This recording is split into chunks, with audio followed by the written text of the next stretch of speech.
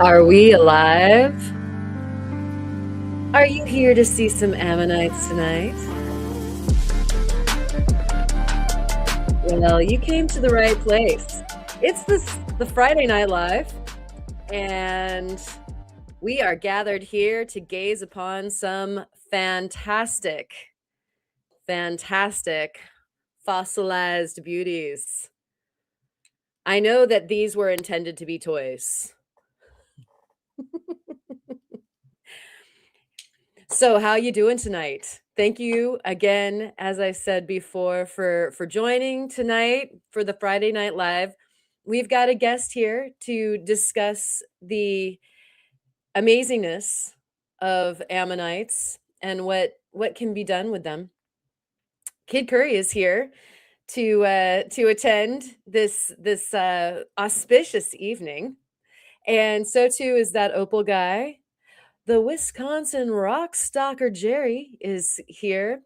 I should mention that Don, the Opal guy, dropped a video of an unboxing earlier today. We're all going to need to go check that out after we're done here. And of course, the Wisconsin rock stalker, always the Saturday Night Live.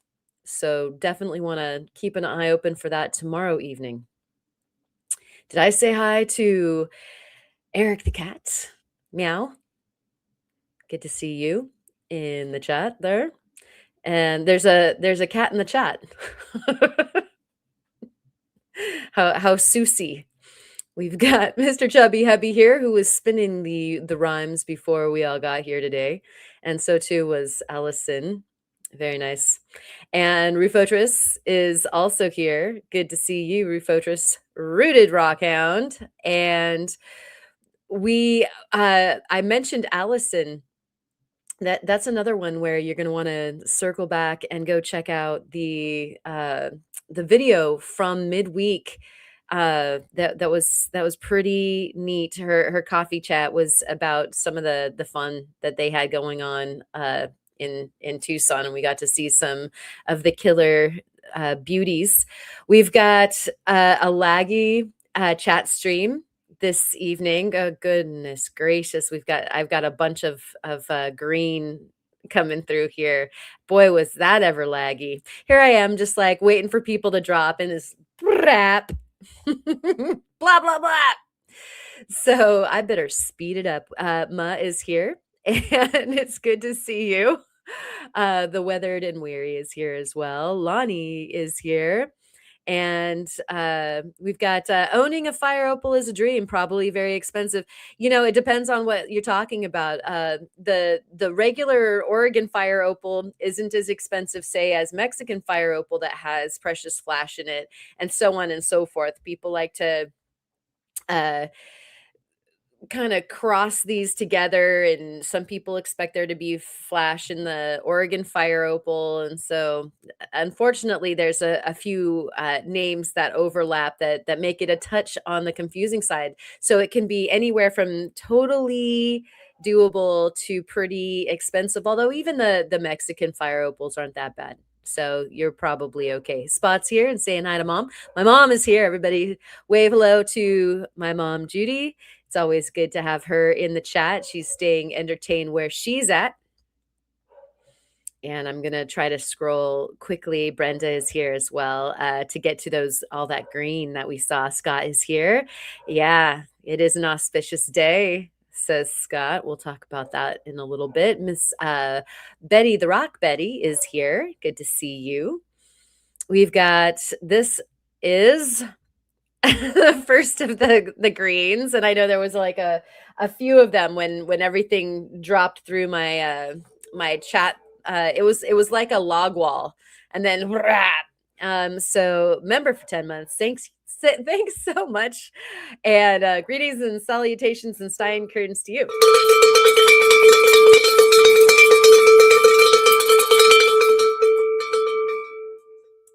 Yeah, what's in your Steinkern, everybody? We're going to go ahead and raise those up here really quick. And I do know that in Kid Curry's Steinkern, there's some Viognier. Yummy. Yummy, yummy. Some of the Maryhill too. Lurkertroy is here. And it looks like Tomcat Josh is here. And Ryan is saying 5x5 way back, like probably 20 minutes ago. That's only 4 minutes ago. That's not too bad. Am I trying to be Elton John, right? With those glasses? Yeah, yeah. I got Ammonite glasses. Has it already been 18 months? Well, thank you so much, Ma.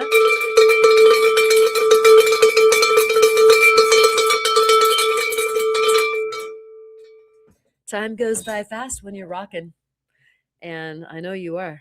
And we've got the blind squirrel is here. Vicky is here. Good to see you, Vicky. Thanks for coming in. And Tomcat Josh, here we go. Say what? 11 months. Let's ring the bell.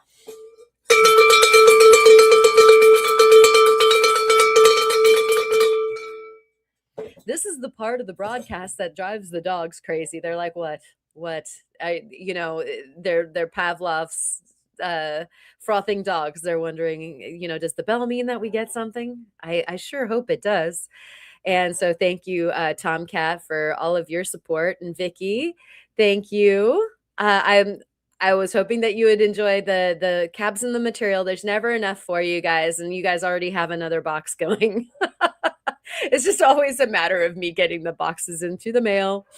And we've got this one here from Rufo.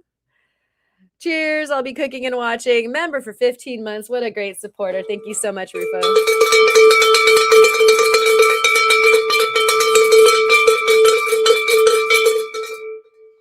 We're kicking off a wild weekend, you guys. We've got some lots going on. How often do we get a double header where there's a Friday the 13th and Valentine's Day the very next day? So that's pretty exciting. Oops.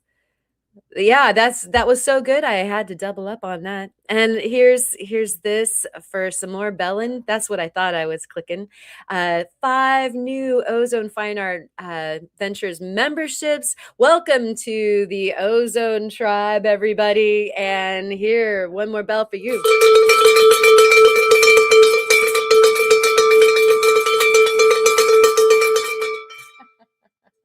We missed you too, Eric. Were you off shooting some stellar pictures? I hope that you were. And thanks again, Tomcat Josh. You're always very, very appreciated. Hopefully, we'll be heading out your way here soon. And I'm just scrolling down. It looks like Lava Bison has entered the building. I'm in. All right, we better Steinkerns. I'll drink to that. Steinkerns to you and your Valentines. All of those rocks that need your loving and attention. And let's have a very auspicious Friday the 13th together. Oh, that's good. Oh, that's good. All right. And so we are scrolling along. It looks like Jeff is here too. Welcome in, Jeff, and thank you for coming by, saying hello to absolutely everyone. And everybody's saying the highs to my mom, and thank you so much. And I'll bet you I've got another clog going. And so if it seems like I'm a little bit lapsed yet, I've got about a 4-minute clog, and I'm sure it'll let up here anytime soon. It seems like the StreamYard is a little on and a little off as far as this goes. And so we're gonna see how bad. But some of you recommended that I refresh. Unfortunately, with this platform, if I refresh the platform, I get rid of all of the pictures that I've got loaded and all the things that are prepared for the evening, and I have to reload the stuff onto the platform itself. And so I don't really feel like it would be awesome for our plans here if I did that. And so hopefully it'll do the thing again and just do another flood here. because I'm back a few minutes now. And so, in light of knowing that, I think that we should definitely get on with the show, and I'll say hello to the ones that have come in since I said hellos, but we got business. We got business and we better get on to our business. Like I said, we've got a guest on tonight. You guys probably saw in the thumbnail who it is. And so we'll get to that very soon. First, we've got it's the ozone news, news, news, news, news, news, news, news, news, news, news, news, news. On the ozone news tonight, we have the breaking news that we got out yesterday, and we were not rock hounding. And yet, well, while we weren't rock hounding down on the beach when we were taking a walk with some relatives, this hit me in the head. I couldn't help it. And it's kind of blending into the background now that I look at it. What you're seeing there is my hand and a hand-sized piece of some matrix material with a rather large bone in it. And so I was feeling pretty good about the beach walk, given that there wasn't a whole lot of anything showing, but I'm always keeping half an eyeball peeled. And this is an older beach than I usually get to go on. And so instead of it being Miocene era, it's more likely Oligocene era stuff. I love the tomatoes and tomatoes that you can go ahead and throw at me with that. So I hope that you too, in the strange weather that we're all having, are having a chance to get out and find your rocks to love again on this wonderful weekend that we have going on. Also in the news, of course, we have to cover precious metals. And what I discovered today it was that the actual spot price closed at 78.14 and Rio Grande at the same time had 77.35 listed. And so it would be an interesting experiment that I might actually perform tonight to see if I order tonight, if I get the aftermarket price of 77.35 instead of 78.14, which would be the adjusted price when they adjust their site tomorrow at I think it's around 11. But at any rate, we've got gold at 4,994.95. We've got platinum at 2,058 even, and palladium over there at 1658. So if that's what you're getting your Valentine, then the market has come quote unquote down a bit, and so it might be that time to go ahead and pounce on a little something metallic for your loved one. And so uh speaking of Valentines, I hope that you guys all have some wonderful Valentines uh things that you're going to be doing this weekend. Has the price of silver changed the way that you're looking at purchasing the jewelry that you might have, or is it changing your plans as far as what you're going to be building around your rocks in jewelry pieces? I would love to know. And meanwhile, this is what I'm going to be cozying up to over the weekend. It was last night, only last night, that I cut this little beauty that is a Richardson's Rock Ranch blue bed waterline agate with some of the matrix material, the rhyolite, hanging out down there below. And it just tickled my fancy so much when I was cutting it that I'll probably just rush right in to making a jewelry item of it this weekend while I'm not doing the other Valentine's things. Hopefully, like I said, you have some good Valentine's plans on deck for you. And I'm I'm thinking I might do a silver and copper amalgam with this particular piece. It's pretty, but I'll tell you, the silver prices are definitely changing the way that I am working. if you have some stuff that you did order from the live sale, either you have your box already, or if you haven't received your box yet, you probably have the tracking information. And if you don't have the tracking information, it means extra things are going into your box. And I probably did already reach out and let you know that that's what is going on. And so we have, in addition to all of that wonderfulness, today is Friday the 13th. And so I would love to know what kind of bloodletting you might be doing tonight or for the weekend as far as your rock lapidary projects. Yep, there goes a dump. I just got dumped into the comment section. I kid you not, 112 comments. Thanks. Thanks, lag. Oh my gosh.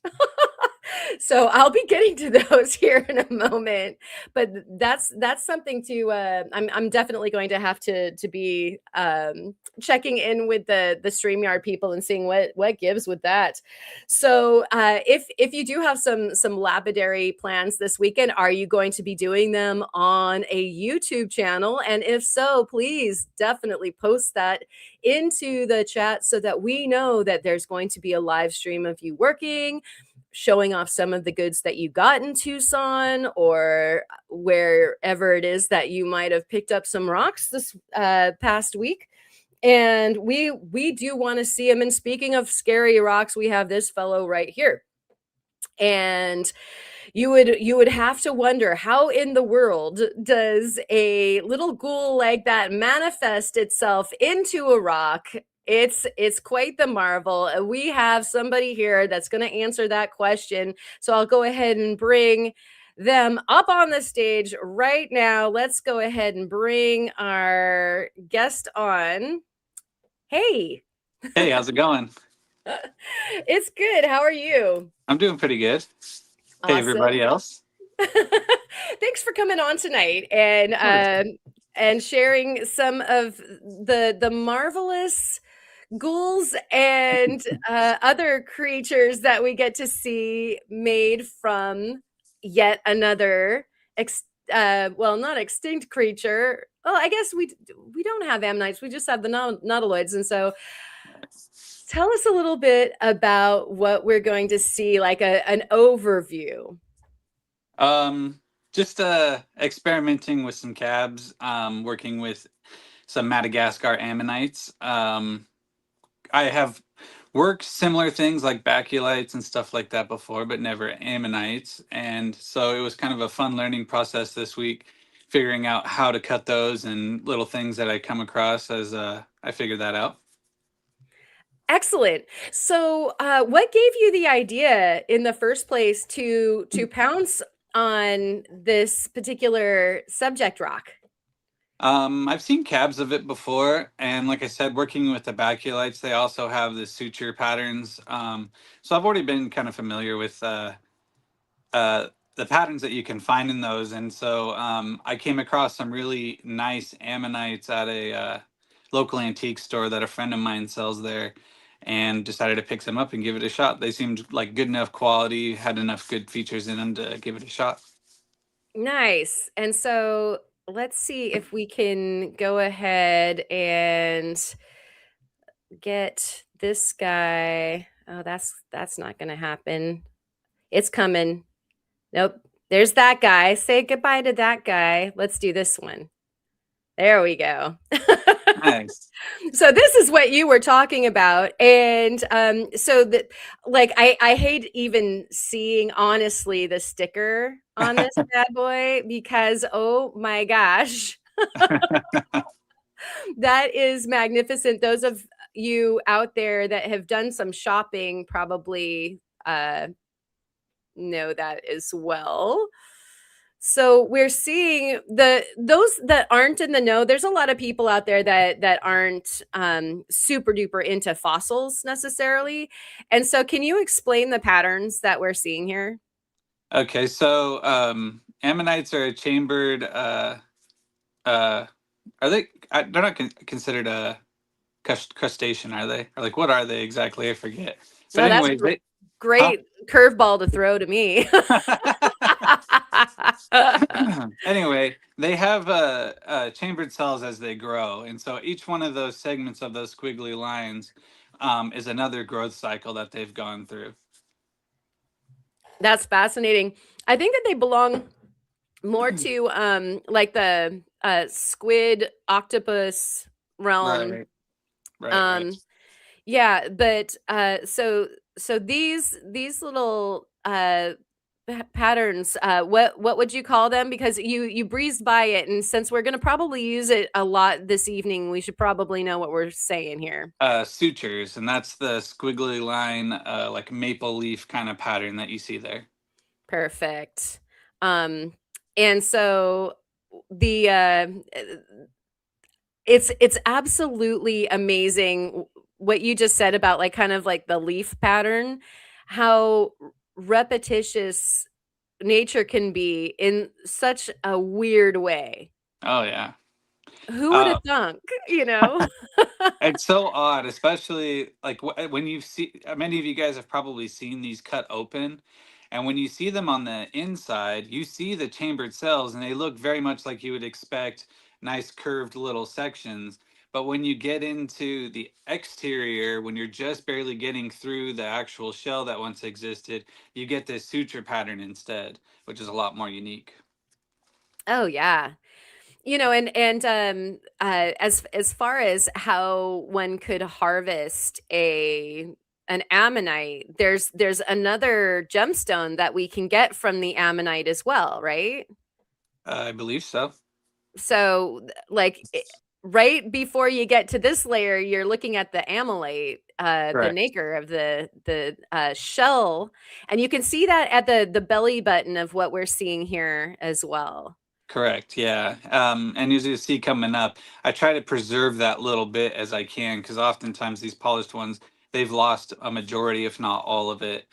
And even with some of the ones that I mean, unless you come across one um, that hasn't been worked on at all, the shell is still incredibly thin with at this size. So it's really hard to get anything from it, especially a cab, because they still have a curved surface, and that doesn't really work necessarily very well for cabs, but it can. So it's hard to even get capture that by itself anyway. But it's good to get it in the little protected area in the belly button there.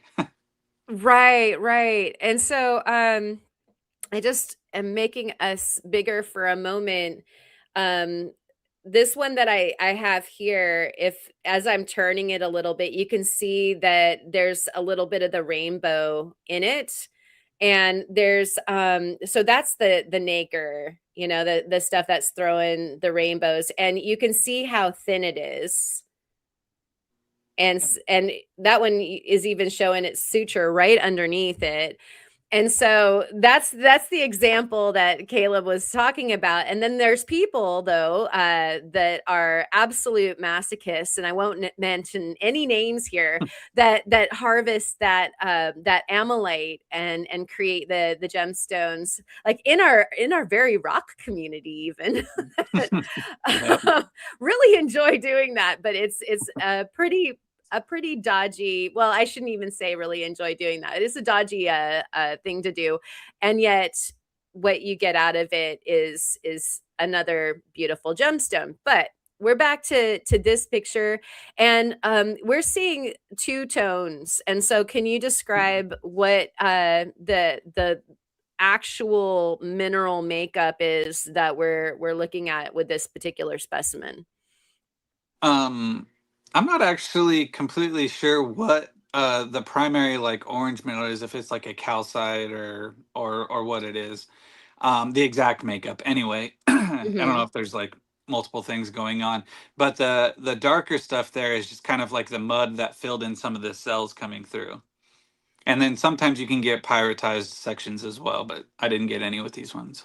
Gotcha. And so that's like the matrix material that filled in part of the chamber, and then we've got I think from what I understand, a lot of them have calcite. Right. But you know, without seeing the bubbles coming out of the test, then I guess we'd be just speculating at this point.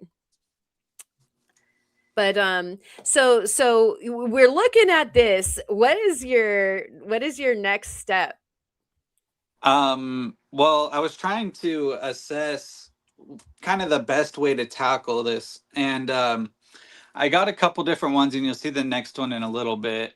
But it's really just with this one in particular, I really wanted to get the suture pattern expressed in some cabs, and I was aware that they do oftentimes have voids, and because this is so solidly like the calcite, I can hold a flashlight up to it and kind of get a view into um whether or not a certain section might be chambered or not, like having that cavity in there, and that's important to know when trying to process this, because you don't want to run into that, or maybe you do, it just depends, but it can create some problems when creating a cab, especially with how fragile this stuff it can be.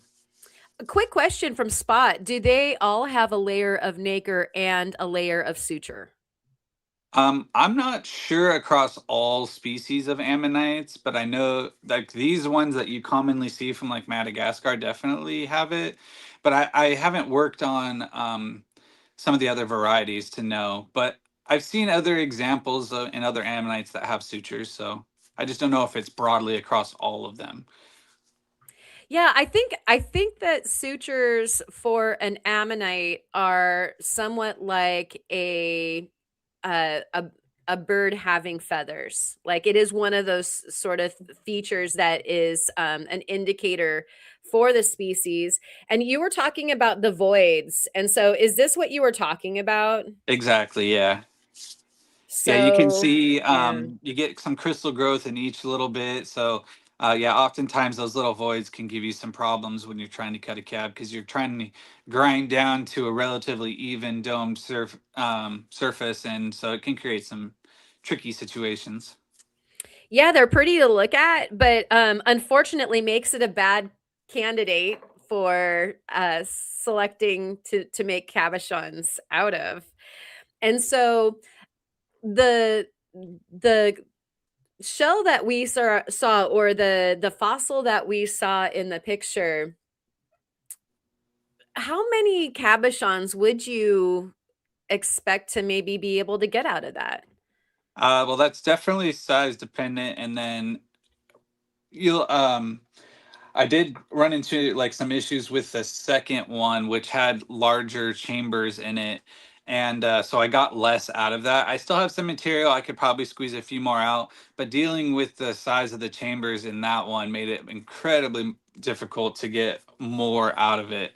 Um, at least for cabochons, like I could do little polished things or certain, but out of the pieces. But to get an actual solid cab that I wouldn't be really worried about it breaking if it was set, I mean, that's really it. So with this first one, a good little tip that I was talking about, like when you hold it up to the light or have like a really high powered flashlight, you can shine into it.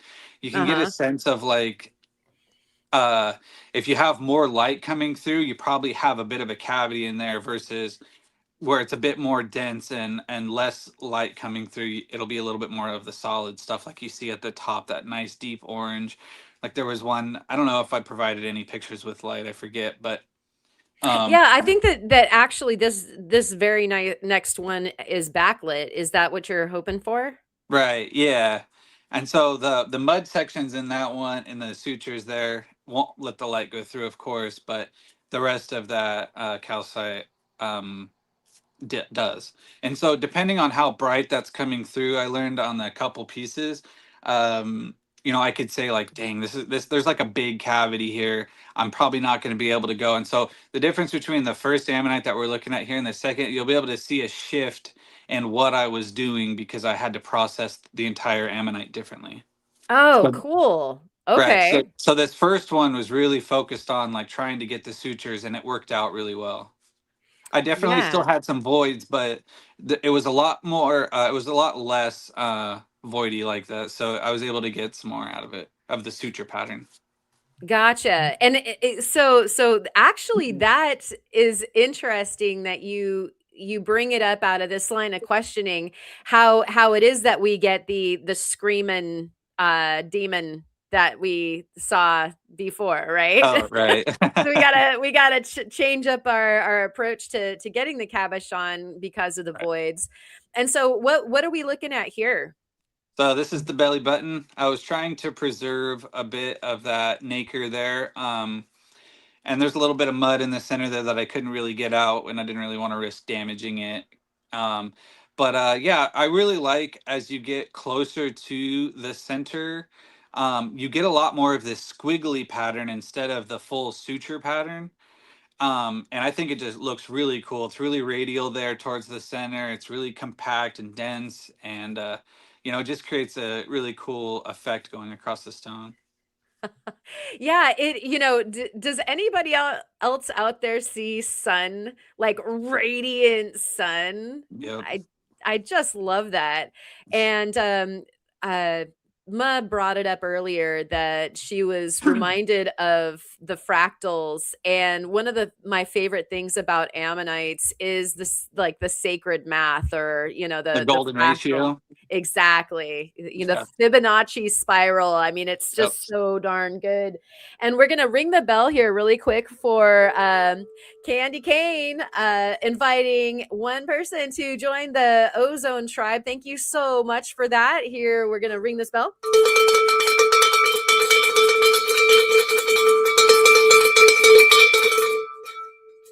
Very cool. Thanks again. And so you planning on setting some of these designs, or what's the trajectory for these guys? I mean, whether I do it or somebody else, I mean, that's the whole point of getting the cabs cut. I think I have a bit of a market for it. I've had some people already express some interest in them, so that's really cool. Yeah, I don't do too much silversmithing at the moment, so, but you never know. I might hold on to some of these. I do plan on getting more, so there'll be some to go around. Maybe just some of the Yay. members of the community. So we'll see. Awesome. And cheers, Bob. I'm gonna ring the bell for you too. Thank you so much for being a member for so long.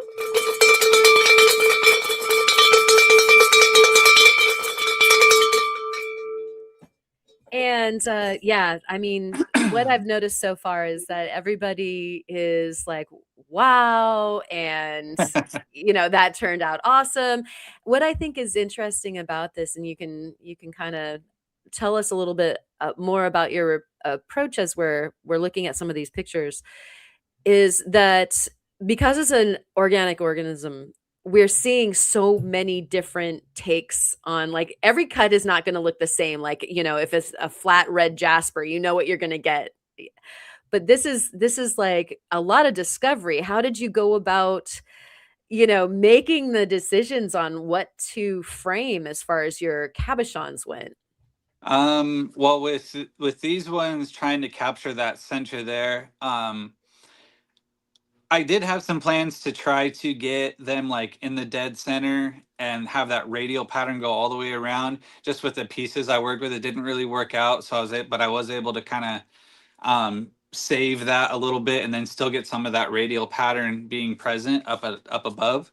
Uh-huh. Um, Actually, one of the ones later on, you'll see a little bit better example of that. But with like, say, this one and these, and the most of them with this first one, like I was saying, I was trying to get the suture pattern to be the prominent feature overall.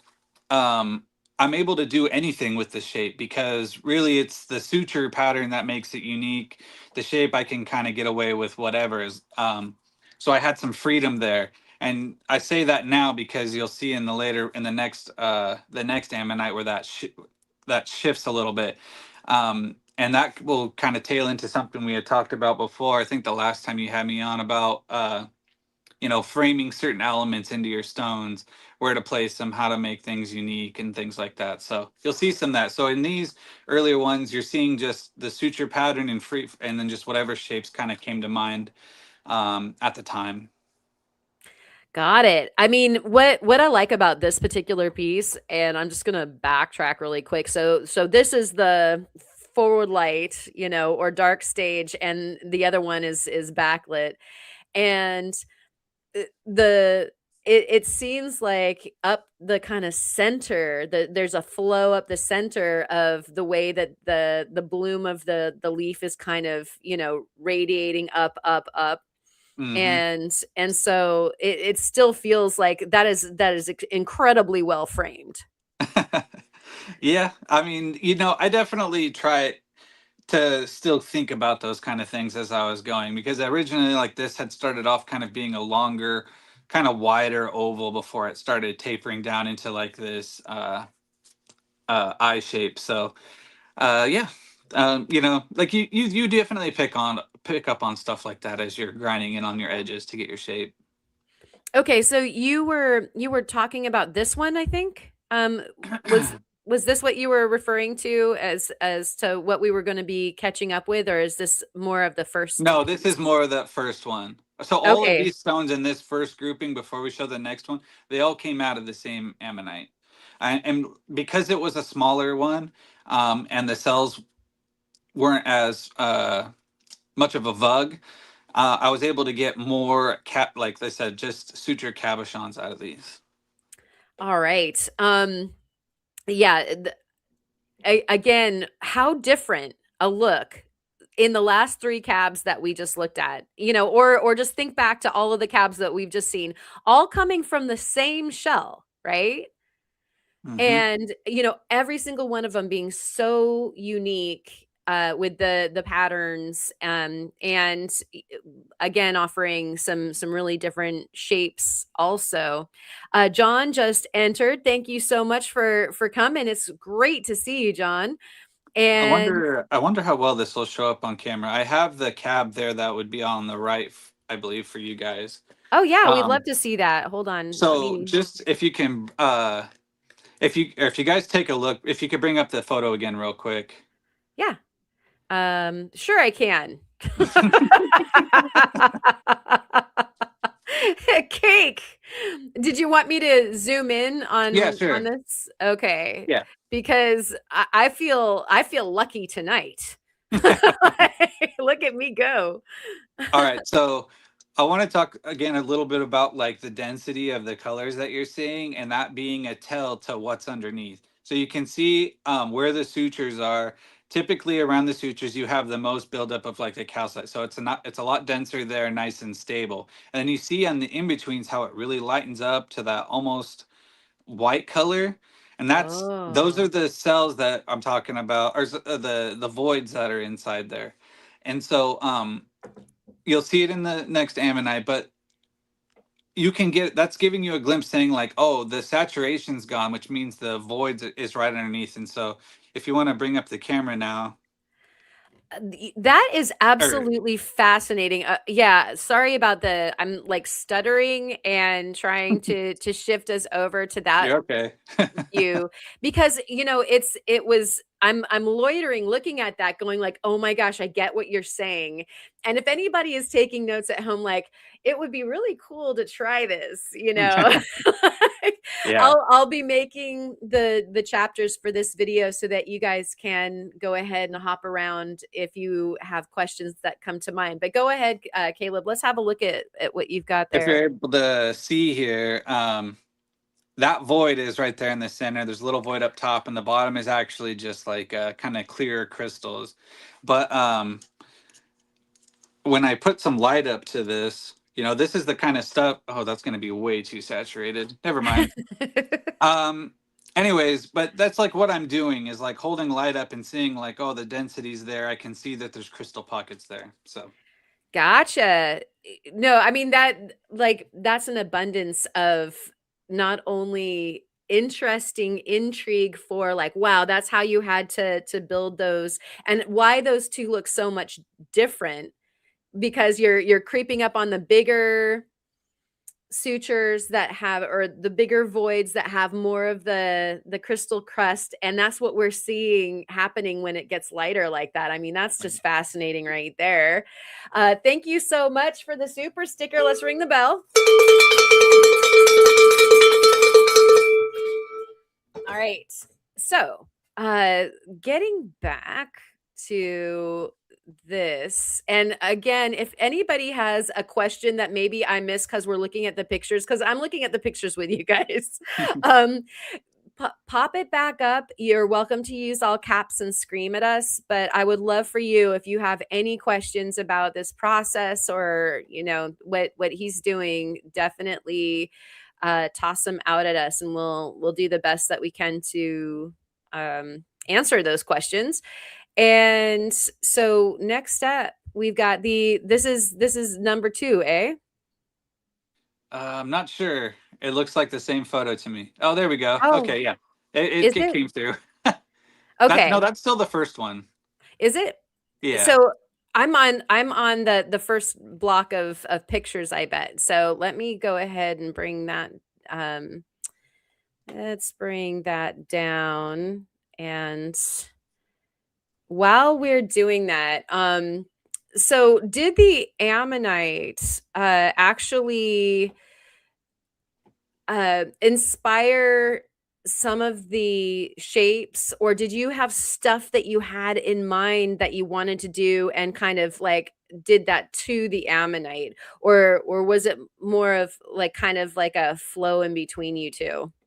No, I was definitely having to go back and forth a little bit because like I said, some of them, if the cells were too big, it would affect my shape. Or like, so on like the cabochon, when you have your girdle, if I was starting to get a void there, I would have to start making some adjustments to the shape a little bit, but then still bringing overall the entire thing back in line to be kind of like a uniform, even if it's free form cabochon, something that looks pleasant to look at. It's not just super wonky and all over the place. So Gotcha. there's a little bit like I have intentions always. Like when I start making my cuts, I'm like, I hope I can get this. And then when it comes to actually like, and then working with things like this where you have like those sutures, sometimes they'll just like chip out or like flake off, or it's if it is calcite, like it can just shear off sometimes and gets a little funny on you. So you know, Oh yeah. Yeah, calcite can be a little bit vicious. And then also, when working with fossil material, like if you've worked with fossilized, the pet woods or any of the other fossils that you might harvest into something like the baculites and whatnot, you realize that you're not dealing with something that has a normal, like say, crystal lattice. You're dealing with the way that it was generated, and then the cellular structure is repeated, like gem bone, right. for instance. Yeah. So we've got the other guy here. Yeah. Um, and so we're looking, I mean, even though they look similar, like you recognize that they're the same thing, this one's very different to me. Like there's a lot more calcification. It seems like it's more detailed. Is this one, and maybe a bit bigger? Yeah, this one's bigger. Didn't have those like muddy sutures. I picked out the first one because of the muddy sutures because I like the contrast between the two. Um, Ah. so that was intentional on that part. So that the very first cabs I cut were the ones that had the muddy sutures. With this one, it was kind of more pure, just the calcite and really good pattern, consistent pattern. And so that was I was gonna try to go for some really clean cabs of this, and then that kind of changed. So the lapidary in me also is wondering if we see like an amount of undercutting between the different kinds of material that are in here too. You can get like a little bit, but not really. I mean, like the cell walls and the calcite, they blend really well together. So you don't really see too much going on. The only thing you'll get is, like I said, some of the crystals.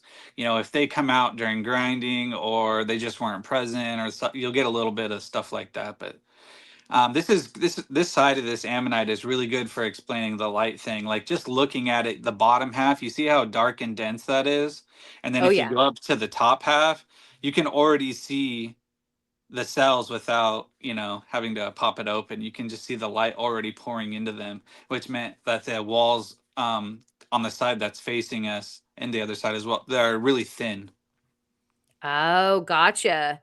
And so how, like, just for giggles, we're looking at this side of it before you get to the actual open cavity, how many, say, millimeters would you say like one of those really, really light patches is? Oh, if you you might be able to see it later in one of the photos, but Okay. it could be as little.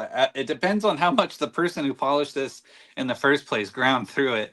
But I mean, it Ah, can be as little as a millimeter, or even just barely. It could be less. wow. Okay. So you're really like walking on thin ice, like right Yeah. from the get-go. And so hello. I love this guy so much. Look at his teeth.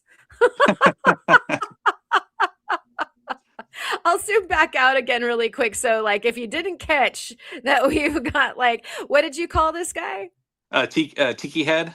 Mm-hmm. Man, if that isn't like when I was setting the stuff up this afternoon, Steve walked in and he's like, "Holy crap, that is so cool!" I'm like, "Yeah, look at this other one, the screamer," and he's like, "Oh no way, what is that even?" You know, like if you didn't know, you wouldn't know what you're looking at. Right. I mean, it just doesn't even look like an ammonite at this point, which I think is really cool. Yeah, yeah. Um, and so this is the introduction into like having to shift how I was processing the material. So as with the other one, you got to see me going for the sutures because the wall was thick enough where I could actually get away with it. And with these ones, that wall was so thin, there was no chance I was getting those cabs out of there. So actually, a lot of the so at the end of the spiral where it's where it's the biggest, a lot of that I still have in chunks and pieces because I just haven't figured out what I can get out of it necessarily yet. Because the voids are just so massive, it's very tough. And so what this caused me to do is, so like with the first one, I was more or less like slicing it in half, Uh-huh. um, and then working at my way out to the edges and getting the cabs like that so I could get the suture pattern. And I wasn't going to work with this one, so this one I started ripping kind of like right through it, like if you were to imagine half the other way.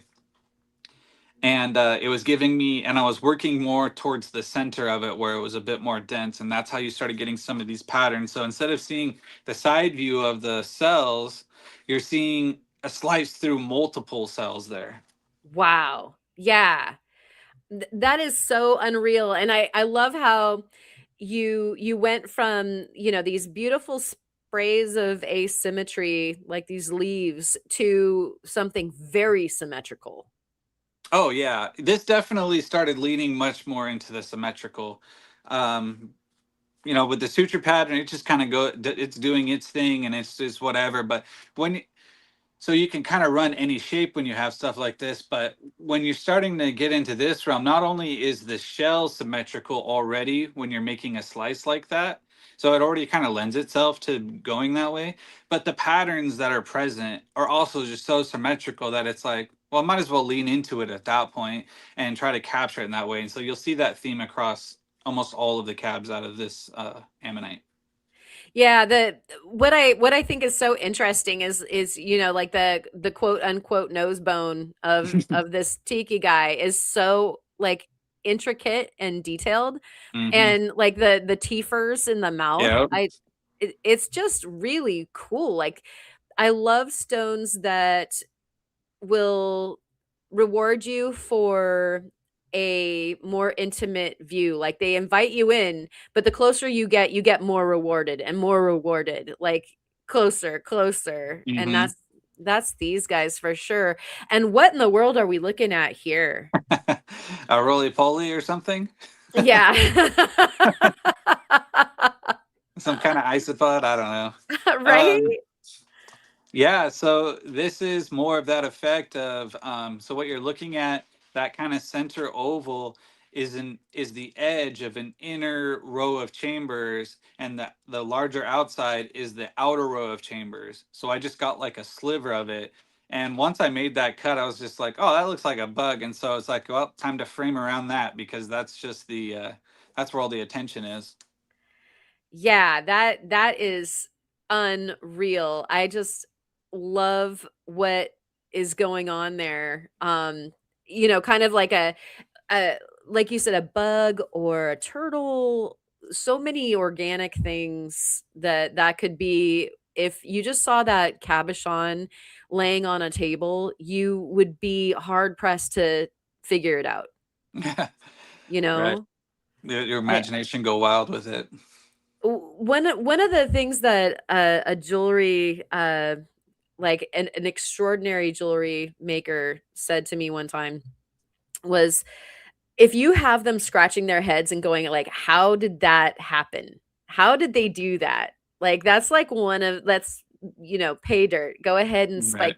spike the ground on that one. And this is that. This is that to me. Like, what in the world am I even looking at? All the people that know stones, you know? Right. Really cool. And Yeah. like I said before, at this point, you wouldn't guess that that was an ammonite. It just doesn't look No. like anything like it. So, yeah, really unique cuts going on here. I was super, throughout this whole process over a couple days, it was just super, super fun to just kind of go with it and figure it out, you know? Yeah, yeah. Dawn is saying it looks like amber, but inside the bug. We've That's got clever. yeah, yeah, Egyptian scarab beetle. Yeah, I was thinking scarab too. And we've got mutated mandarin orange. We have, of course, extraterrestrial seed pod. Okay, yeah. And Eric the cat was saying that he felt like the ammonites were actually the ones that were driving the saucers. I think that's who said it earlier in the stream. And so here's one of your guys right here. This is a flying saucer captain. Yeah, and we've got aliens going to pop out of that, and they posted that stuff at the same time. And Looks like so plankton from SpongeBob to me. oh, right, that too. I mean, you're all the way over there on a shrimp, as well. And so, yeah, it could definitely go either way. And I just love that. What a cool thing. And it's got all the things that a gemstone would too, like the gemminess. Look at this one. My Same gosh. thing. Made another cut on the other side, and it just leaned right into it. Yeah, fun fact: these two came out of. If you think about the center spiral and the ammonite, these were on each side of that. So I cut. I on both of them, both ammonites. I cut to try to save the center spiral, and so yeah, these were just right outside of them, which gave that cool effect. Wow. Yeah, this is reminding me of like a chitin or something like that. Mm-hmm. Wow. I just think that that's fantastic. And once Or again playing into to the symmetry here, mhm. not doing some freeform shape and just going with it, and so it just looks super even and super nice.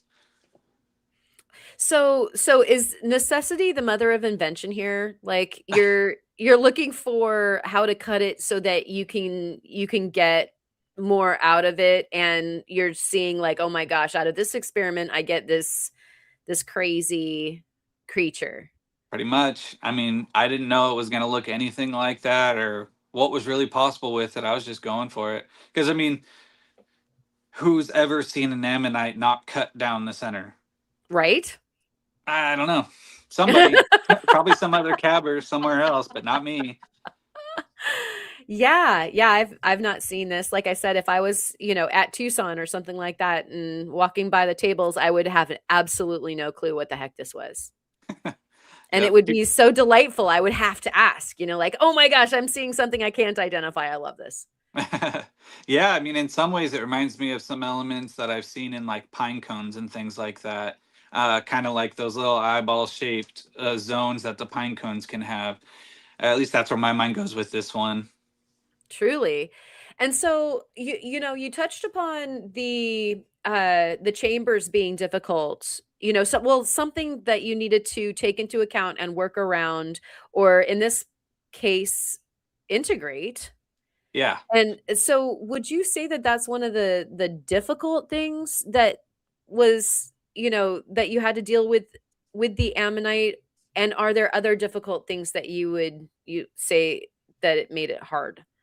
Um, I wouldn't. There wasn't a whole lot that was hard about it. It was kind of straightforward, just making cuts and seeing what happened. I was kind of learning along the way how things I thought would be kind of stable. So, when I was cutting like this one, you have I'm cutting through the sutures, and so each one of those is a chamber. So I'm sitting there, and I would kind of like, I wouldn't try to break it, but I would put some pressure on it, just real Yeah. quickly to see like, is this gonna hold up? Because although I'm not sure if all of these are necessarily practical to be like pressure set in silver, like the tiki head, for example, where the mouth was, it's pretty close to the edges there, that void. So I don't know how well that would hold up to pressure, but I'll definitely. tell you. I'll tell you if it holds up.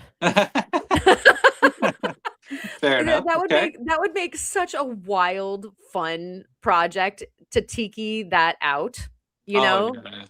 You Mhm. it would just like these are the kinds of cabs that would inspire the person who's about to work on it to do something probably Right.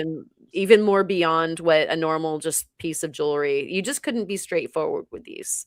You Yeah, could. yeah, I could definitely see with that piece in particular having the silver be much wider around it and then adding more tiki-ish like details or whatever it is that you Oh, saw heck go with yeah. it, just to kind of Yes. accentuate it a bit.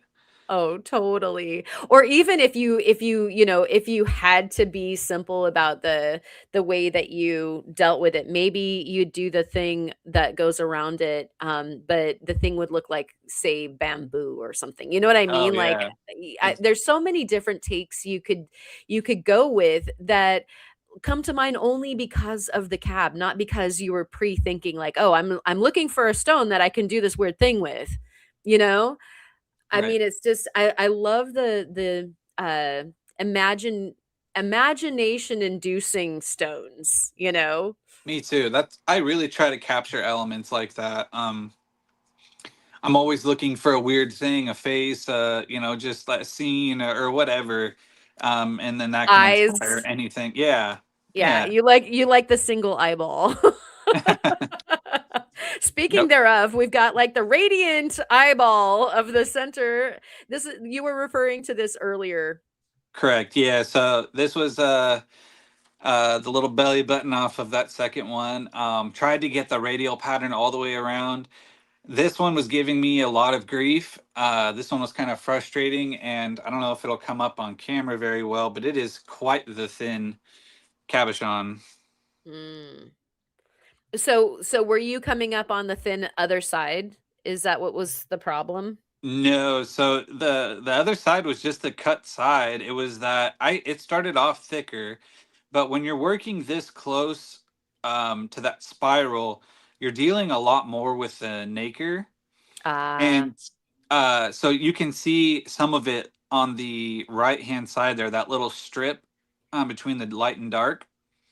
And so this bit of nacre actually spired all the way around counterclockwise and was somewhere up, kind of where it was again. I lost like a whole layer cabbing this down because every time I would start to get it close to, because you're making that paper thin right there, the nacre, not the cab necessarily, but the nacre, and then it would just flake off. Oh, no. And so I kept having to like go back around and go back around, and I got to a point where luckily this stuff is soft enough that I was able to use a less aggressive wheel to kind of get it to this point, but it just by the time it was there, it was just so thin, and it's still usable, it's just quite thin. Gotcha. So that was a bit of a pain on that part. Yeah, so that actually reminds me, so if somebody was about to, try to do this, what would you tell somebody as far as, like, the things to watch out for, if somebody was about to jump off the cliff and cut into their expensive because you got them for, like, a very pretty price. Most people spend more. What would you suggest to them? uh Light is your friend, check for voids. Uh Try to focus on areas that are a bit more stable. Go slow. This material is relatively soft, so you don't need to go just hammering away on it on like your 80 Mm. grit, your 220 real light touch. I mean, I cut all these by hand. I didn't dop any of these, and so I was working on my fingertips and just barely holding pressure and doing a lot of shaping and things on my 280 soft wheel to try to prevent going through. On some of those cabs, you could see the crystal layers. You know, they're not very far in, so I was trying to push the limits a little bit, but also not get too crazy with it to where I would risk like busting into one of those.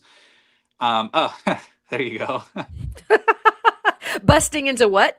Yeah, one of those. So tell us about this busting. Yeah. To answer your question, you can see how thin the layer is there in some Wow. spots. Yeah, that's Um, great. That's gotta be like a 2 millimeter, like maybe probably less if you don't count the druzy, which isn't structural. right. Yeah. So this is on like the larger side of one of that second ammonite. And like I said, you could see the light coming through in some of those areas, and that's what it looks like on the inside. And so not only does like that cell that I cut through exist, it goes like you can see that dark spot, it zigzags down towards the center, so it's like all the way through to the center, which Yeah. is freaking phenomenal. If I had cut this in half and just left it, that would have been a spectacular specimen to polish up like that. Oh, But yeah. nothing's safe in my shop, so. And it can't be. There has to be sacrifice for science and good lapidary, right? Hmm. Yep. Yeah. And so here we've got the top version of this guy, and that is I'm so glad that this didn't, go the way of most of the ammonites, like the one that, I was showing off this evening.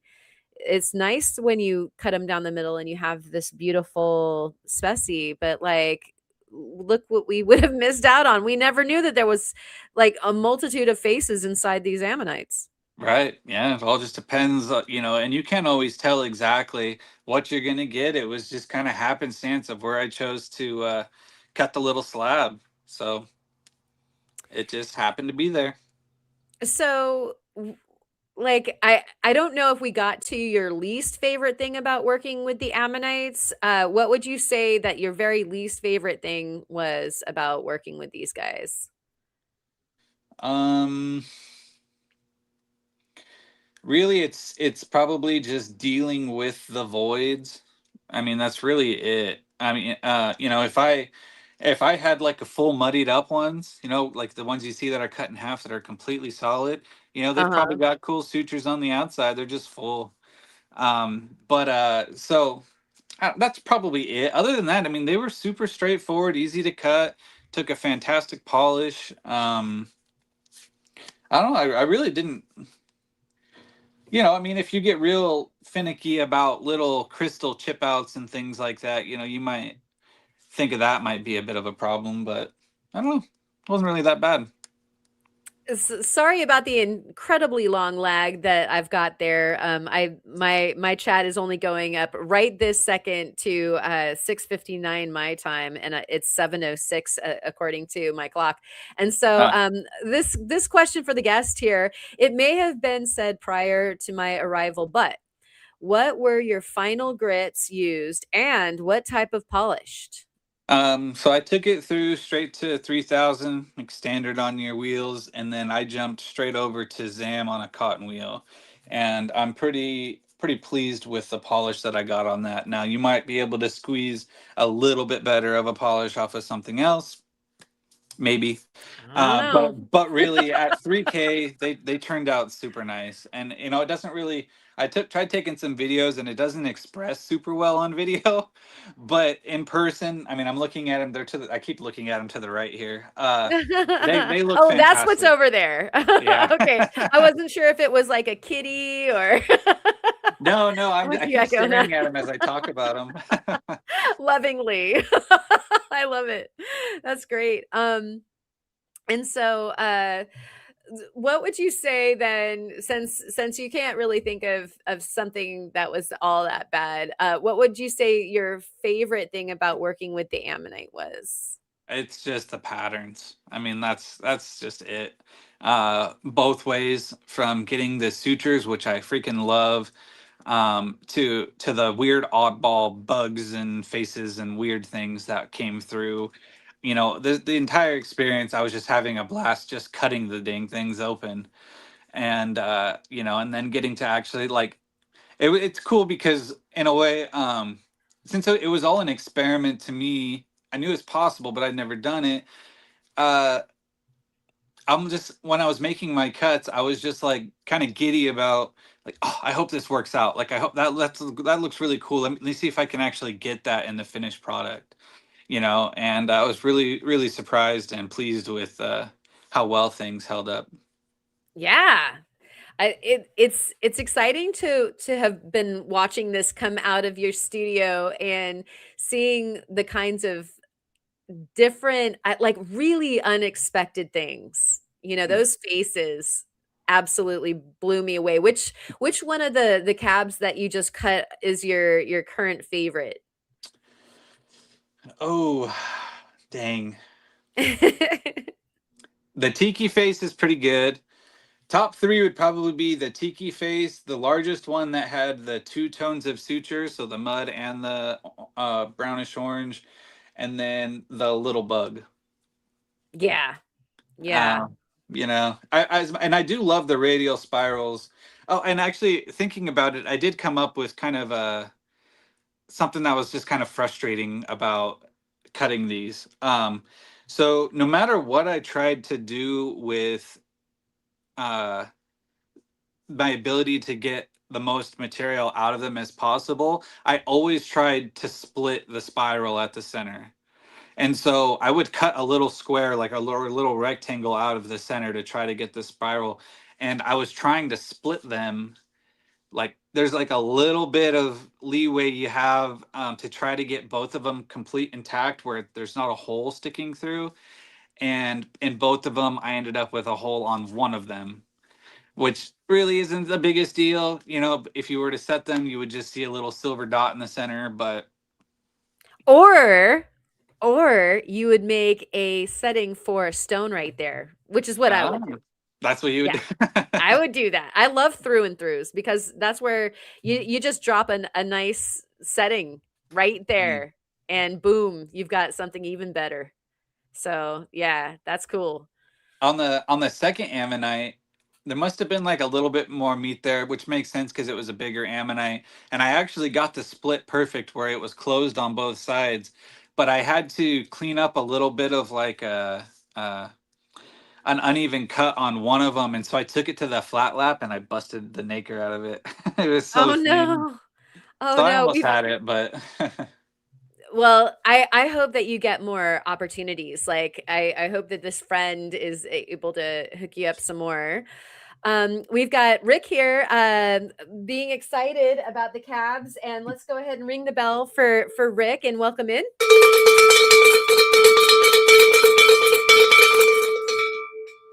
Thank you so much, buddy. And yeah, I was showing off your ammonites that you got me earlier. So thanks again for that. And we also had a question. sure. And where did it go? I got that another chat dump. And so I was trying to go through them. Oh, here it is. It's from Sage Rat. Was there much problem with fracturing along the sutures? No, these were super super stable for the most part. I think like the closest thing that I would say that would have come to that was when I made my initial slices, being as that they're a curved surface, you know, you naturally have like a bit of a like a razor thin edge when I was trying to get the suture pattern. And so like a little bit right off the get would kind of chip out. But like once you had it, you know, to like your 1/8 inch plus for like your girdle, once you were there, they were super, super stable. But like I said, I wasn't on like my 80, which probably would have ripped some things apart a little bit more. Real light on the 220, working slow, no pressure, and like a lot of the final shaping on 280 cushion. All right. And Yogi Wifey Boo Boo is saying we're making dinner and got y'all on TV, but I had to come comment on that face. Beautiful personality piece. Right. Thank you. Yeah, it's great. I chase faces in stones already, so whenever I see a face pattern, I always try to cut it. What's that, paraloidia or something? Paraloidia? Oh, where you see like the faces and everything? Yeah, yeah. Yeah, Is that I what that have that. I do that all the time. Yeah. Awesome. Yeah. And so well, I'm glad that you do, on account that it's amazing what you were able to find in that ammonite. So is there a short game? Are you going to go get some more? Are we going to see some more? You will see some more. I was so happy with the entire process, working these and the outcome that, that's something I definitely want to have like an entire tray full. Oh, If cool. so, Yay. um, if that's something that you guys like, you can always feel free to reach out and can maybe get you one or something like that. But yeah, Oh man, I want to make a freaky tiki piece. So make another tiki dude that you're not super attached to, I and know you have I'm a to little send it out attached. this way. As much as I would love to send it off, I am a little attached. Right. Um so what is there more to the whole ammonite cutting project that you would like to tell folks about, or warning shots to anybody? What would you like them to know? Hmm. Uh, as much as these were like a nice specimen as they were, maybe don't cut up your nice specimens if that's something some of them are, especially that second one was just absolutely fabulous as it was. Uh-huh. So there was like, even with me, I joke that like nothing's safe. It was still kind of like, oh man, I'm like destroying this thing, you know. So maybe don't do that if you're a little squirmish about that kind of stuff. But yeah, I don't know.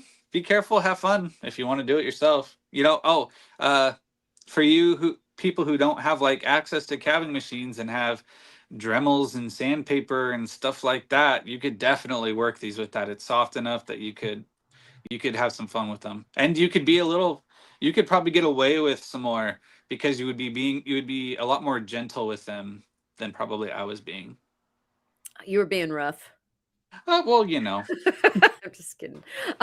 So so what hardness ish do you think? 5, 6?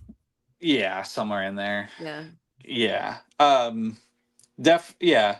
Uh, some of the, more dense, softer bits felt a little bit more hard. Um, because you're dealing less with like crystal structure and more with like solid mineral. So you definitely feel a little bit there. So, is I don't know who this question is for. Do you see what looks like old TV snow when you're in the dark with your eyes closed? Well, Caleb? Uh, no. That's great. And Brenda, I was trying to make my face the same size because I was like all up here. And so I was just trying to, that's how come. I was trying to even us out so I wasn't like overwhelming. But good catch. Yeah. I was eyeballing myself. We do that every now and again. So no specimen abuse, says Doug. Welcome in, Doug. Good to see you. Fair enough. Fair enough. I don't know. Yeah, because there are the couple tribes where we've got folks that collect species, and then Hmm. we've got the folks that are cut, and nothing is safe in Hey, I'm their both. I'm in both place. camps. Yeah. I've got some nice ammonite halves and things like that rolling around.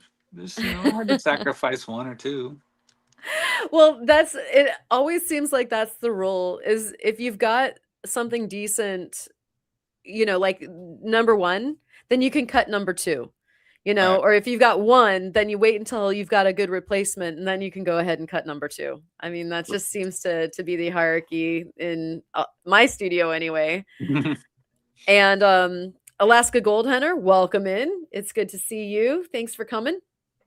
And uh let's see. We've all right. So what I would love to do is a lightning round. Yep.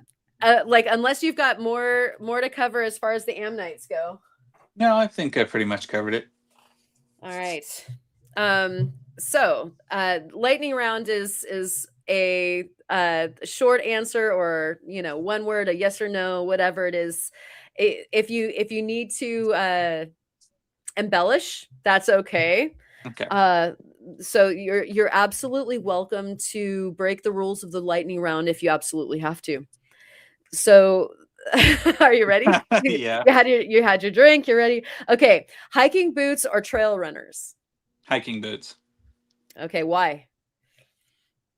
I like the grip. A little more stout on Okay. the ankles. Needs grip and stoutness. More support.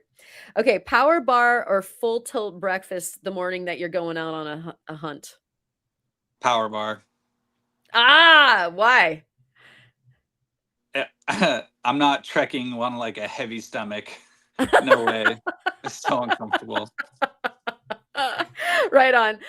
My short answer to support that is I can never sit through anything the morning of a hunt. I want to get the heck out there. Hmm.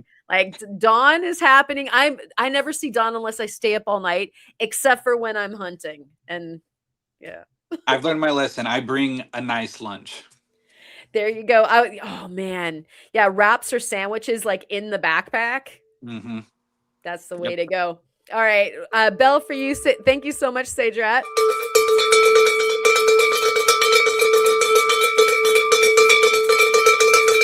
Brenda's making me all like weirded out by looking over and checking to see if I'm all right. Yeah, don't look at yourself. All right. Thank you, Sage Rat. And we've got the question: turquoise or veracite? Oh, I know, rude. I know, right? These are special for you. Oh, man. Veracite. Oh, okay. And then why?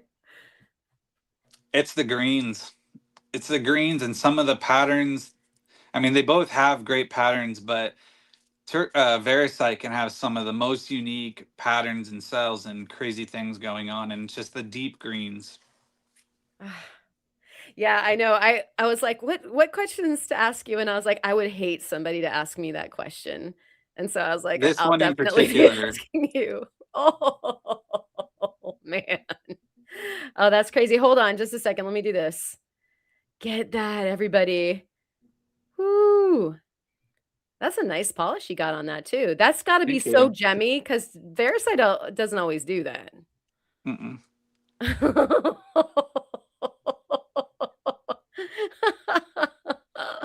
That's hot. That's hot. That's hot, and you know it. You have that look of smugness, like this is such a hot piece. You're like, let me do this again. There's Wait, always bring it some back. No, Veras. no, no. Bring it back. Bring it back. We didn't see There's that always one. some Veracite within arm's reach. That's great. Oh no. Oh gosh, that's fantastic. Wow. I love how Jimmy that stuff can be. Okay, and so Mhm. Rocky Mountain Bear is helping us out here with the visual snow syndrome. Is a neurological condition characterized by persistent tiny flickering dots resembling old TV static or snow across the entire visual field. People with it tend to have. Yep. So I don't think I have that, and you don't feel like I have much. that when I rub my eyes. I Okay. get to All like, right. All right. um, I'm going to no, be I more don't know. aware I of don't that. know. I don't know if this is what he's explaining, but like when I'm in like a pitch dark room, I don't like see static and things, but I have like almost darkness shifts and like some weird, almost can see kind of like really what you would imagine like a color, but it's black. I don't, not like black itself, but like a really dark a color almost. I'm not really sure what that is. That's so cool. I love hearing about like weird things where you can't see inside somebody else's eyes, especially when they close them. And so what different people see, like I get like floaters, I have like the Mm-hmm. visual floaters when I close my eyes, and sometimes depending on how tired I am, I get like these color bursts, kind of Mm, like the beginning of a migraine, okay. but with my eyes closed. Yeah, interesting stuff. So, yeah, para pareidolia. That's it. I think I had it dyslexic style, paralodia or something like that. All right. So the process of the brain trying to make sense of something it's not seen before. A paraloid is an adhesive used by museums, etc., to help stabilize difficult pieces from fracturing. I bet is what that wanted to be, unless we have gone Italian. It is a fractatory. Um, but yeah, the paraloid is what we use on our fossils, the B-72. Mm. And so yeah, I got the word just slightly uh backwards. I love that. Yeah, fracture. We got it. We just decided to make it full on Latin.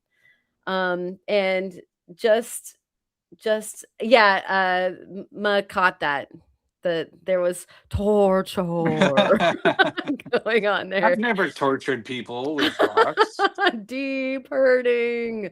Um, no, that's like if there can be good torture, that was the good kind. All right, so we digress. Um, so back to the lightning round. Okay. That's not so lightning-ish. Here, I'll just make myself small so you can't tell if I'm checking myself out. There you go. How's that? Um, Mine it yourself or estate sale? Preference? Mm-hmm. Yes. Both. Dang. I should call this the hot seat instead of the lightning round. I would love to find, I love it when I can find things myself, but man, the estate sale and I didn't have to do any work besides show up and bring dollar bills. Right? I've done a lot of that. Yeah. So like definitely different appeals, Hmm. because certainly you could find anything in the world at an estate sale. Hmm. Kind of know what fish you're trying to go after if you're mining. Oh All yeah. right. Yeah. Okay, chewing gum or breath mint? Breath mint. Okay. Coffee or go-go juice soda? Oh, soda? Coffee. Yeah, coffee. All right, backpack or a bucket? Backpack. Nice. All right. What else is in your backpack? That sandwich? Sandwich, water, liquid IVs, and yeah, snacks and room. Yeah, hopefully with like super padded shoulders so that you can like put, 30 plus in there. Yeah, I have a fantastic small backpack that if I don't plan on bringing a lot of stuff out, that has awesome like padding and like almost like a brace or something, so the rocks are not in my back. Oh, yeah, like a frame backpack. Yeah. Like inner frame backpack. Hmm. You've just given me an idea. I have two inner frame backpacks that are supposed to be for like, long backpacking trips, like Hmm. multi-night. What am I doing? Not using those. Like, what in the world? I I've got I like a got over normal rocks in back. my back a long time ago. Yeah. I mean, usually we go where we're close enough to the truck that I can make trips. Hmm. But the last time we had to hike in, the last like don't know if it was exactly say like a mile or 2 miles or whatever, but it was bad enough terrain that it might as well have been, the next state over. And Yeah. so, yeah, a frame backpack would have been so brilliant. Thank you. Yep. You're welcome. Yeah, with like a nice like waist belt and Uh-huh. everything. Yep. The one I have has and all that. It's awesome. Yeah. Yeah, with the little snack, caddy right in the belt. Mm. Okay. You just upgraded my whole outfit.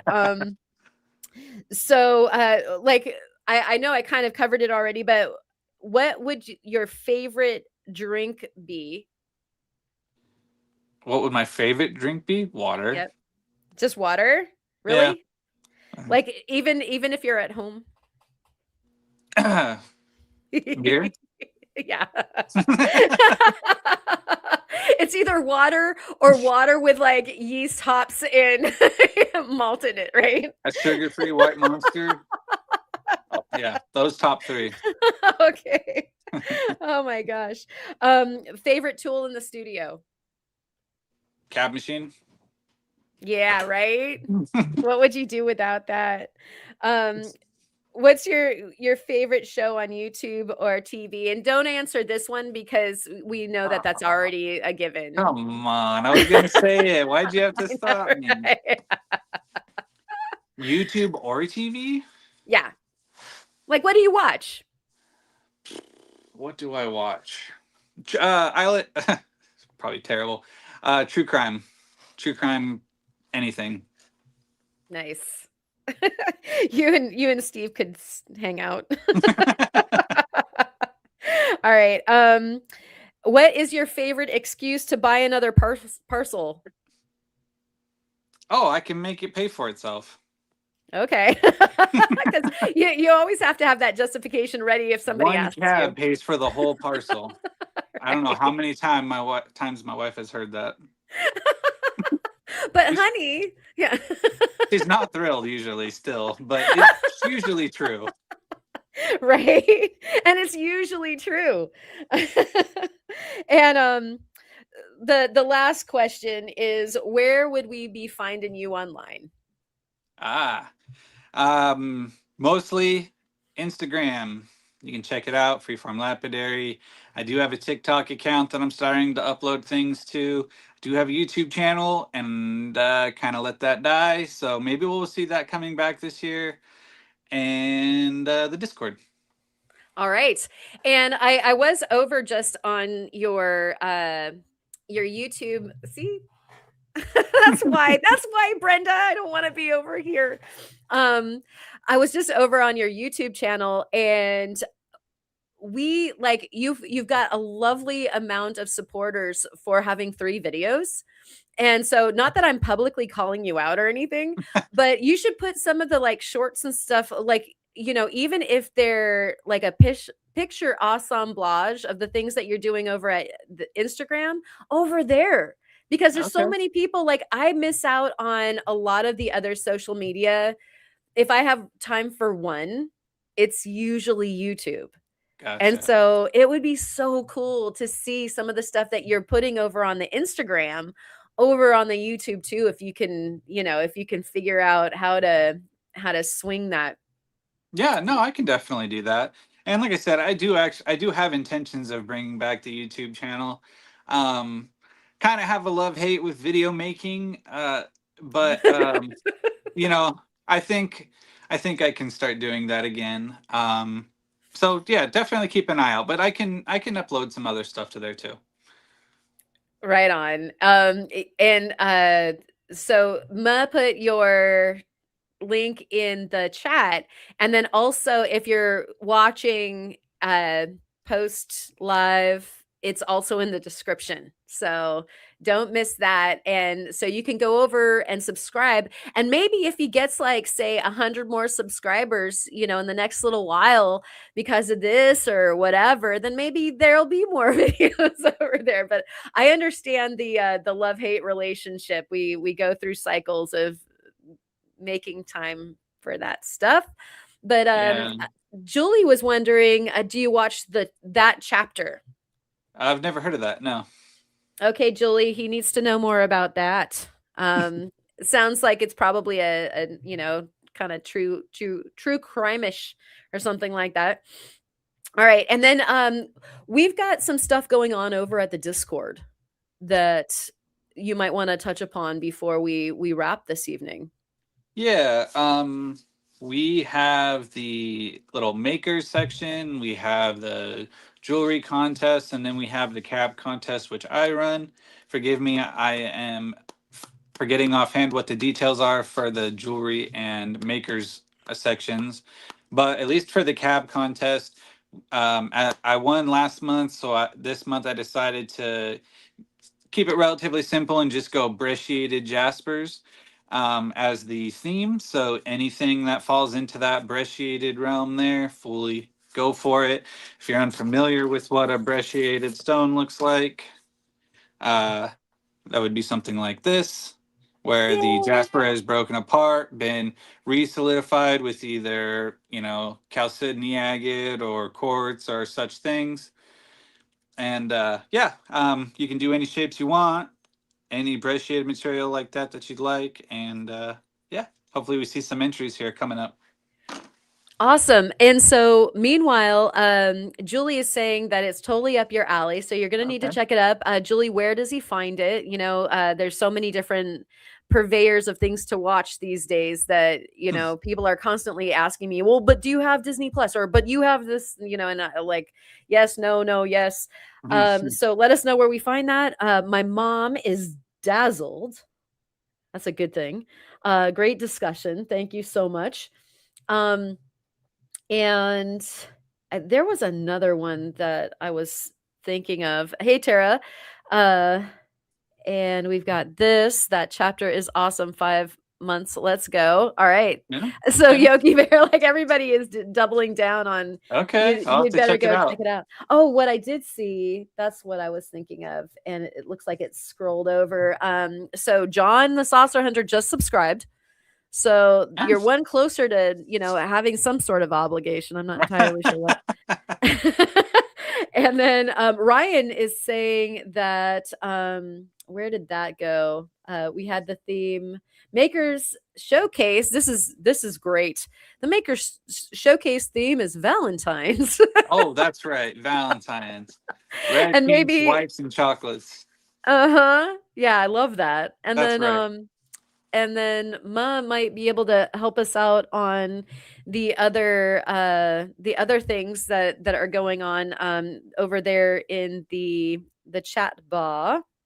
And so what's your short-term plan for the weekend, or have you got any trips planned to do some rock hounding or anything Um, good? What you looking let's forward to? see. I'm trying to, as if I don't cut a lot of cabs already. I'm really trying to like knuckle down and get a lot more things processed that I've been holding on to.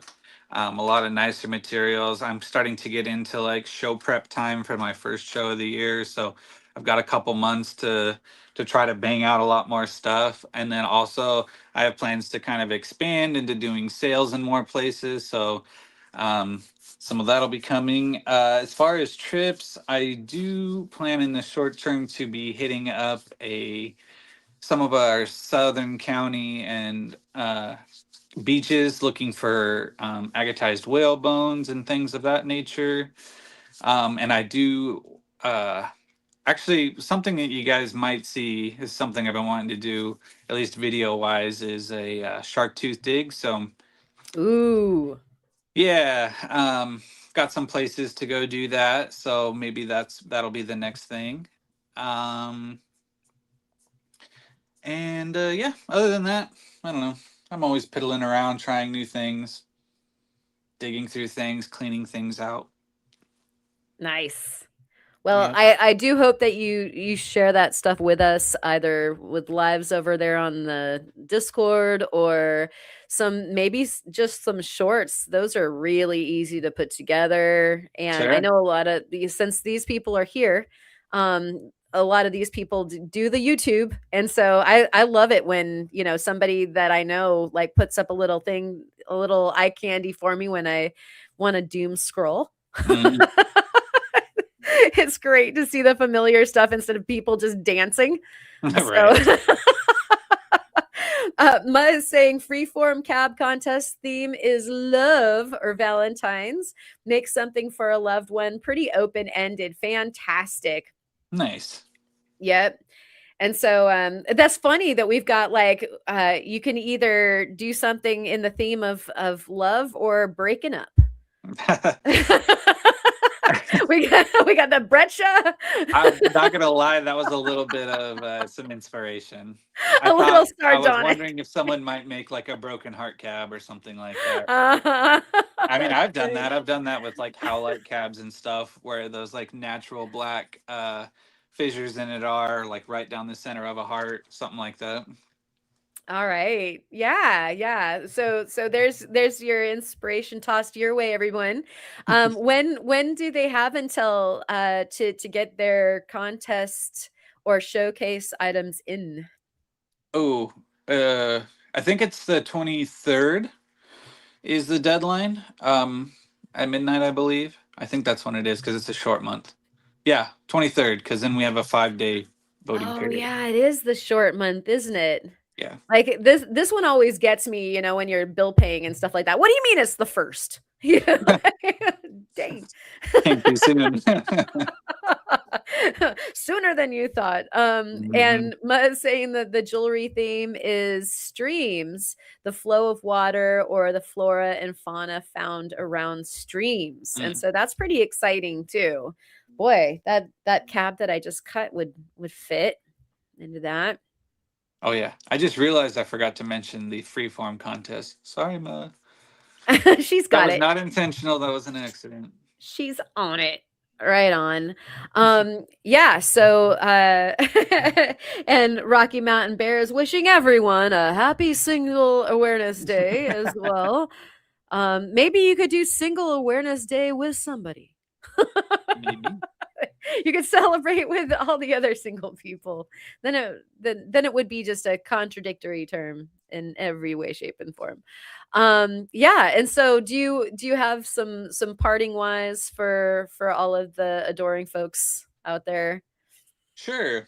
Um, don't be afraid to try new materials. You know, make that fun. Don't be intimidated by it, even if whether it's expensive or uncommon or whatever it is. If you really want to play and have some fun, just go for it. You Awesome. never know what you'll get out of it.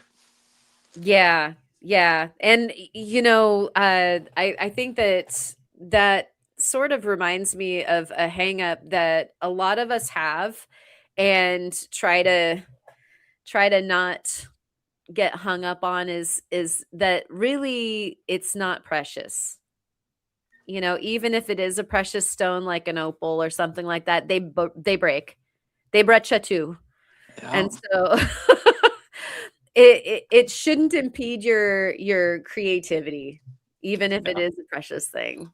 You know, I just had that happen the other day, 2 nights ago, working on this little white Ethiopian cabochon.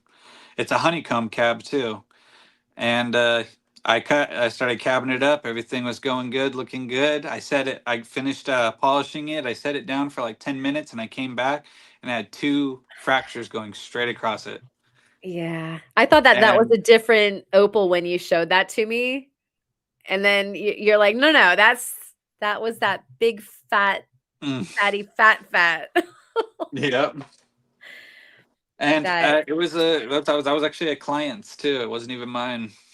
So oh, it that's so happens. heart-wrenching. You know, it happens. I've broken opals, ruined expensive turquoises, and all kinds of stuff. But you just got to get through it. You got to try. Do the best you can. Go slow, but have fun.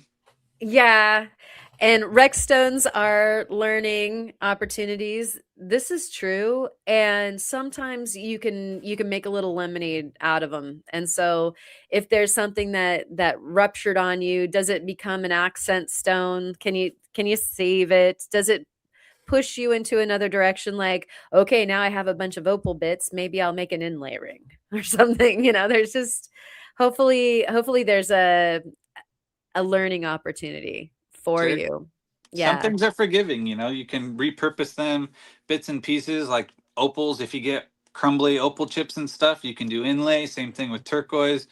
You know, if it crumbles apart on you, you can still use them for inlay and other little things. So, Yeah, yeah, and I mean, you learn about the mineral more, you learn about your trade or craft more, you learn about yourself more yep. because you learn how, like, how can I talk myself off of this cliff right now? What do I do?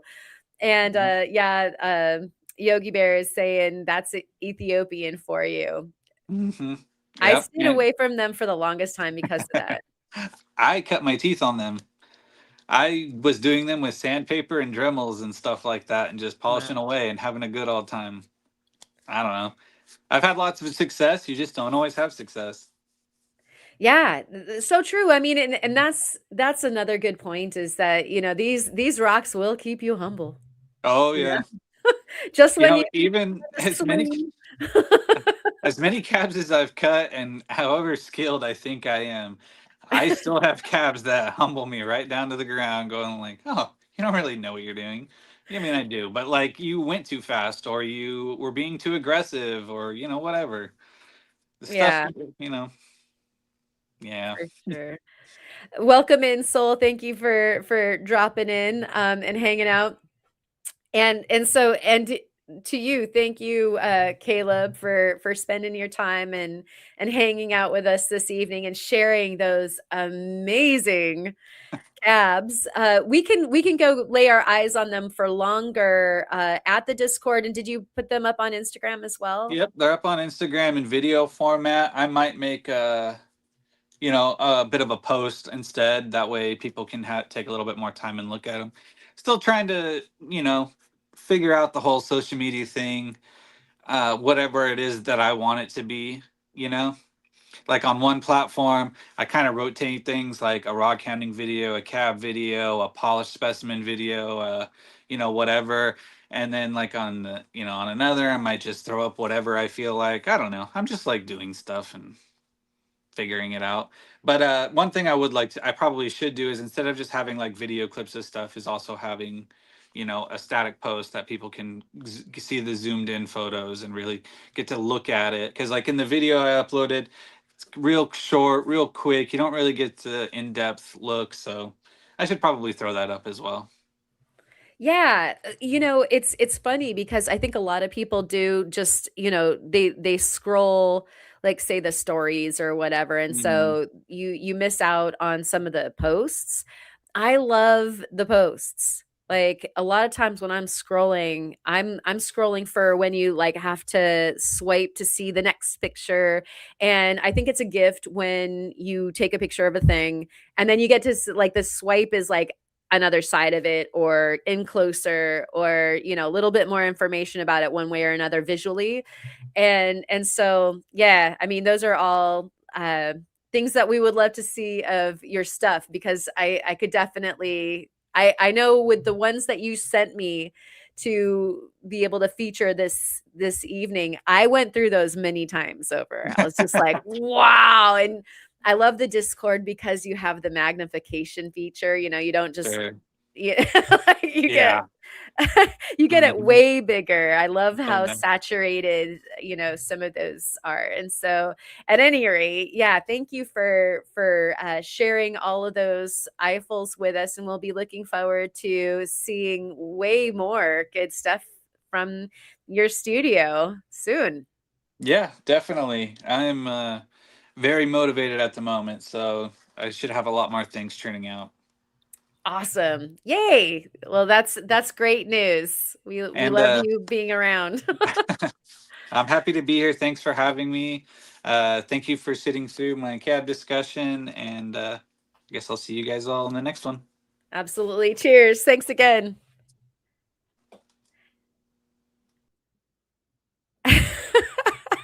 As I'm like doing my long arm to try to get to the control.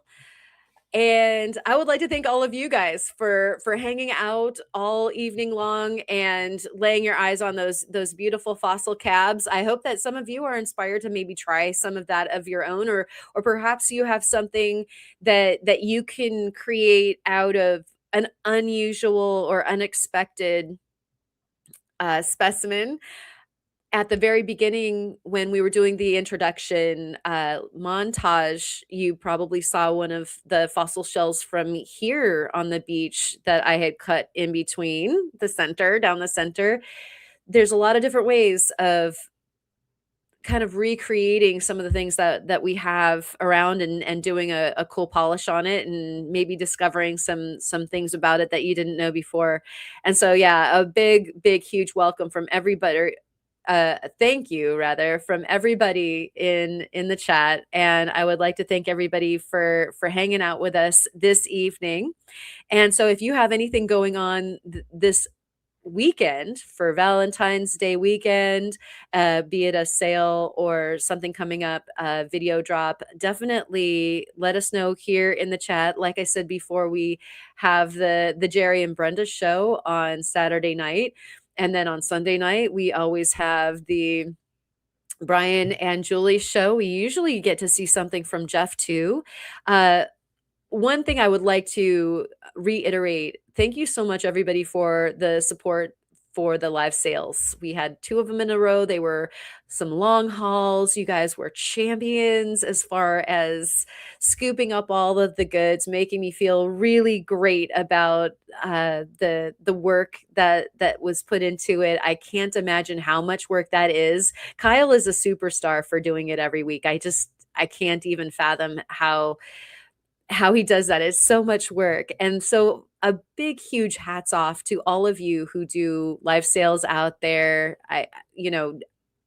Soul runs them, and Lesby Rockin has done them, and Jeff has done them with Claude. All of you guys that get up there and do that work, it's phenomenal. And to get everything right and get everything out and shipped. So thank you for participating and for all of your support. I really appreciate and love every single one of you guys out there. I hope you have a marvelous Valentine's weekend. I hope I'm not also forgetting anything. I saw you, Manny. I'm sorry. I don't know that I know I like acknowledged one of your posts, and yet I don't think I said hello. So hello to you. But everybody, rock on. I hope you have the greatest of weekends and get to go have some fun. Love on your rocks. I hope that there are no lonely rocks this weekend. I'll see you guys around at all of the different lives and chats and premieres. And we'll send you off one more time with the King Tides. And cheers to you, Steinkerns to you. Alive, everybody. Let's do that again. One day I'll get it right.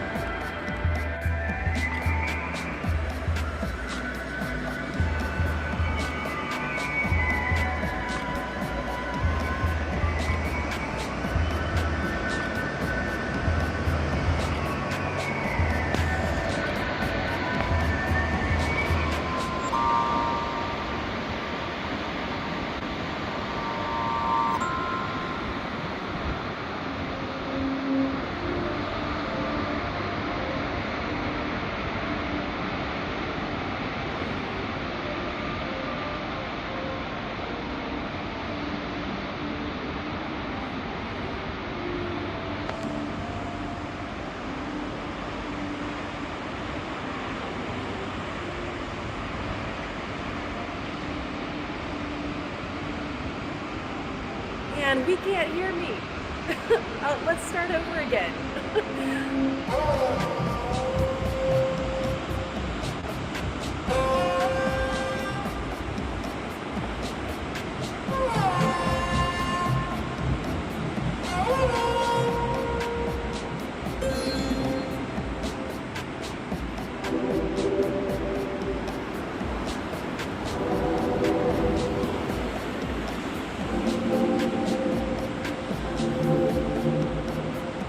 Are you here? Am I here?